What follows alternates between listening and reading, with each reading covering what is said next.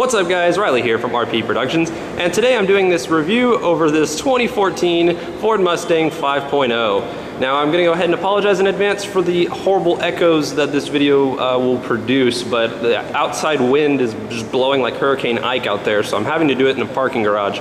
But I want to give a huge shout out to my buddy Dakota for letting me use his car today.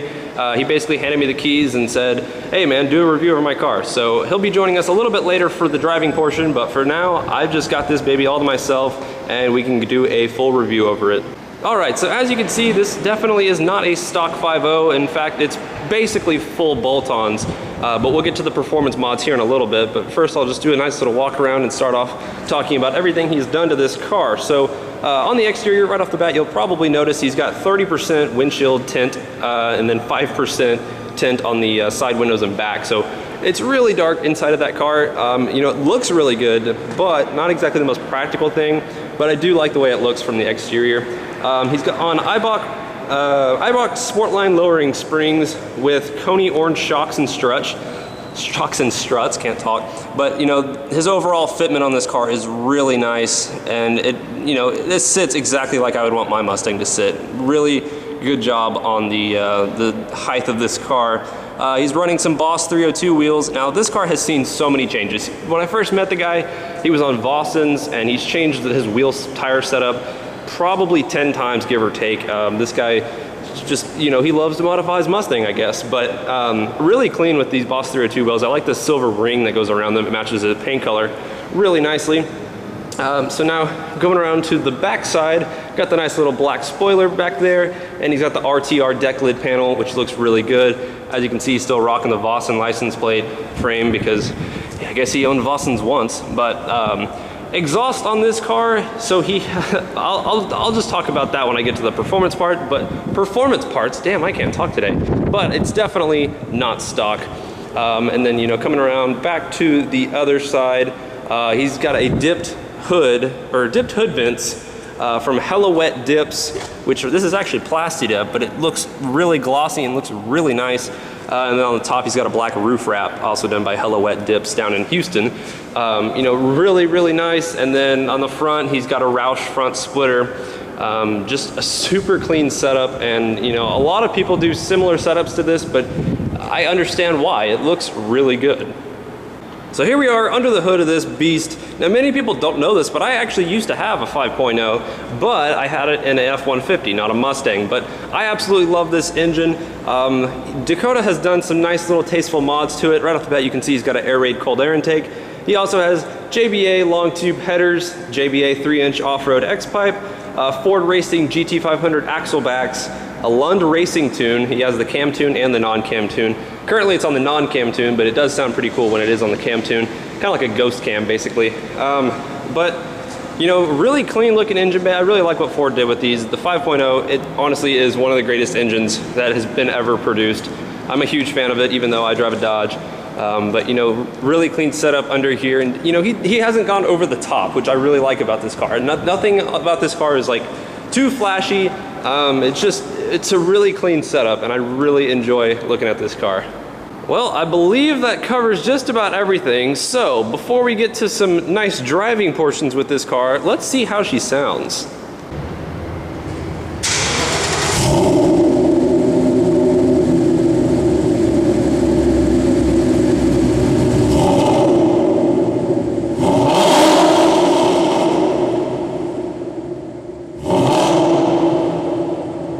Alright, so before we get to the driving portion, I want to give a huge shout out to Dakota. That is his Instagram right there. Go give him a follow. Tell him I sent you. He posts a bunch of badass pictures of this car on that Instagram. So Coda_5.0 is his Instagram. Alright guys, so now let's go ahead and take the 5.0 for a little drive. This is going to be quite interesting because this is the first manual car I have driven on the channel. So who knows what's about to happen, but let's get started. Alright, so setting off in the 5.0, and I'm already doing much better than I thought I was going to do driving this baby. Super nice sounding exhaust. Dakota, what exhaust setup do you have on this car? So I have JBA 1 7/8 long tube headers. I have a 3-inch off-road X pipe, so no cats. They're stock over axle pipes with a resonator delete and stock GT500 axle backs from the 2012 GT500s. Well, it sounds really nice, and definitely like there's no real drone that's noticeable in this car, and I'm honestly really impressed by that, because usually, you know, the louder exhaust system you'll get will have more drone, but this just sounds really good. I guess I can go into fifth here, can't I? Yeah, you can. All right, so yeah, whenever you go into fifth is really, yeah, like that's. Oh yeah, smooth as glass. Oh no, it's bright. All right, well, let's go ahead and see about this power. As soon as we get over this bridge, we'll do a second gear pull.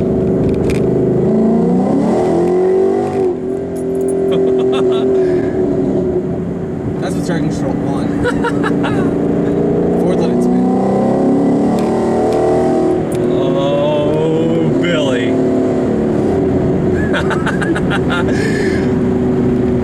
It's such a well-built car. I mean, I guess the power to weight ratio on this car is absolutely phenomenal. For a muscle car. And yeah, I mean, it's a lot better. Everybody gives 5.0 shit, including me. I mean, it's just the fun thing to do. Oh, you're never 5 points slow. That's the fun thing to do. But, you know, really, they are solid handling cars. I mean, decently handling cars. But for the money, it just really can't be beat. That's why Ford sells so many of them, and that's why everyone has one, is because they are good cars. You know, especially after driving it and doing that little pull, I mean, it's definitely quick. You know, I'm not exactly sure which one would be faster and by how much, but it should be very close to the Scat Pack that I just recently purchased. I think, honestly, this car might be a little bit faster, but it'd be very close, so we may have to go down to the drag strip and try to settle that, but, you know, just a really phenomenal car. Let's go into this corner with a little bit of speed and just see how it handles. Okay, yeah, I'm not a fan of that. Slow down, there's the cops right there. Well, it's 55, go ahead. It's 55, go. It looks suspicious when you go. Yeah, that was a bit quick for it. Okay, now I understand why everybody hates the solid rear axle on the Mustang. I really didn't even go into that corner that fast. I mean, back in my 2014 RT Charger, I could take that corner going that speed or faster, and it would take it no problem. So that has me really worried about the absolute, like the limits of the handling on this car, because I really didn't feel like I was pushing it that hard, and it was already starting to just get a little squirrely on me. But yeah, that was a little interesting. What kind of tires are you running on this car? Man, I have stock Boss Theory 2 wheels right now, and I just got new tires for the rear because the rear were done. The fronts are 255 4019 Pirelli P0s, and the rears are also 255 4019 Pirelli Scorpion something or another. I got them for free, so. Well, can't say I'm a huge fan of those, but I don't know if it was a combination of the tires and just the solid rear axle. It's probably a combination of both, honestly. But well, the solid rear axle is more whenever you go around a turn and you hit a bump, it'll the back end will kind of hop out.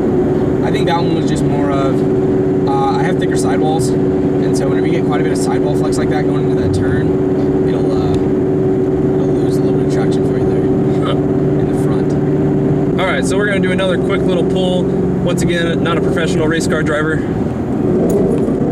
but here we go, third gear.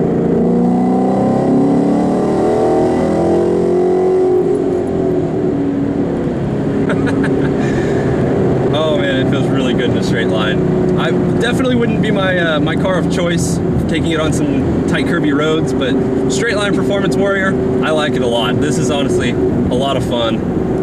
And you know, I'm doing a lot better driving stick than I thought I was gonna do. I'm actually very, very surprised. I guess I slept really good tonight or something, but so far so good. You know, I mean, like you said, Blake Campus, what you did to this car, honestly, is extremely good. And I mean, if I had a 5.0, I think I'd do something very similar. You know, just an overall really solid car, and honestly, really impressed. Well, this is about the 5th or 6th phase it's been through. It's been, I went from bone stock to lowering springs, and then I did coilovers, and I did some 19 by 9.5 inch wheels all the way around. I used to run 285, 35, 19s all the way around. It was more of a handling oriented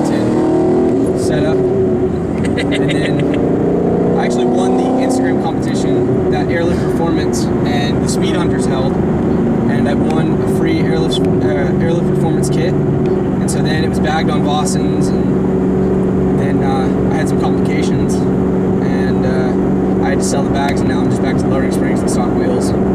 So I just kind of had a good taste of everything. It was on coilovers, it's been on bags, it's been on springs.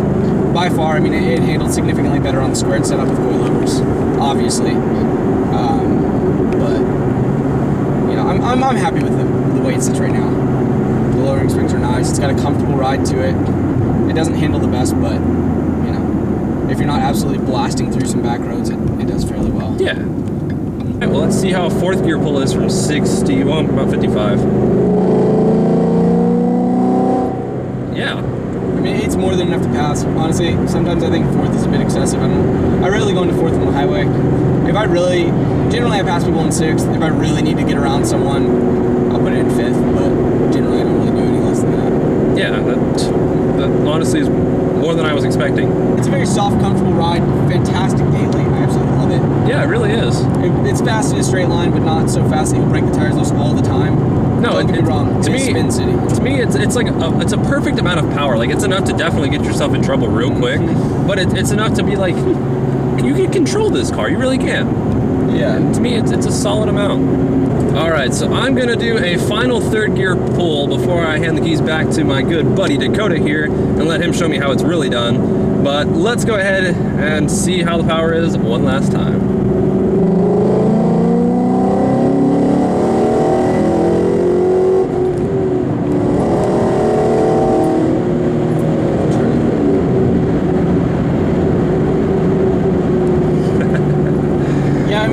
Honestly, it's my daily driver, so I wanted to keep intake headers. I thought it was good because, you know, it's basically full bolt-on. The only thing I'm missing is new intake manifold, and the only other one that I would want would be the Cobra Jet, but that's like $1,700, so I'm not about that. And the Boss DR2 intake manifold is fantastic high-end, but you actually lose some low-end torque. And since it's my daily and I spend a lot of time on the highway, you know, What's your final gear ratio? 331s, baby, the golden 331s.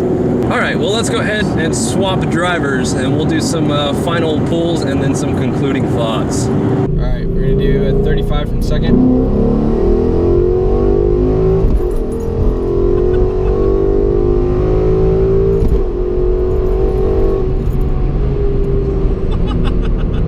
That was it. I mean, 10. That wasn't anything. God dang. I wouldn't speed.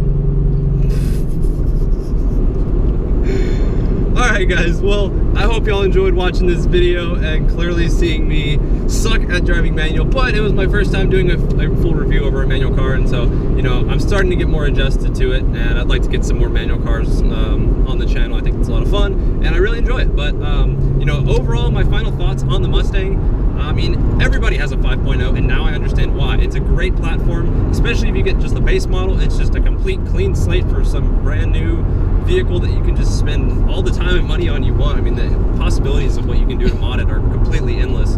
But, you know, extremely good platform. I wish the handling was a little bit better, but the power in the straight line is definitely there, and it's a really fun car. It really is. So guys, I want to thank y'all for watching. Dakota, thank you for letting me take your baby out. Anytime, man. And I will see you guys in the next one. Take it easy. That's all, dude.